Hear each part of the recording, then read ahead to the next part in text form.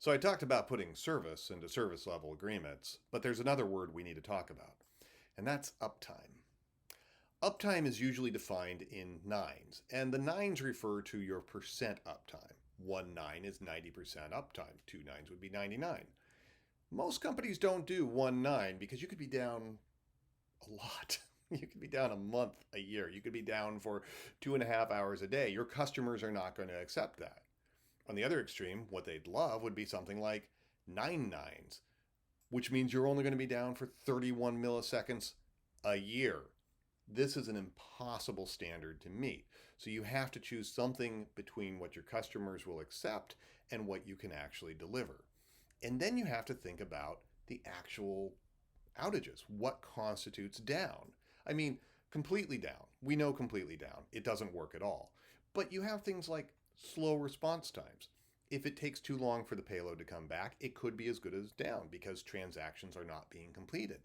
If you have unexpected results, getting XML back instead of JSON or getting the wrong payload back, that still constitutes an outage even though the system appears to be up. And then you have to be concerned about security breaches. Everything may be working perfectly, but there's a reason we have to shut the system down, or even if we don't shut it down, we still have to escalate, notify, and basically follow all the same processes that we would if we were down.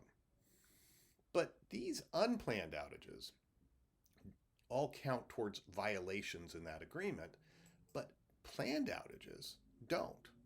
And you can write into your contracts a planned outage. You can have planned maintenance. You could say that we're going to be down every third Saturday, or we're going to have this regular schedule. You could have it written in there that you have prior notice. As long as you email them or post it somewhere and your customer accepts this, then you can shut it down for a period of time and not count against your SLA.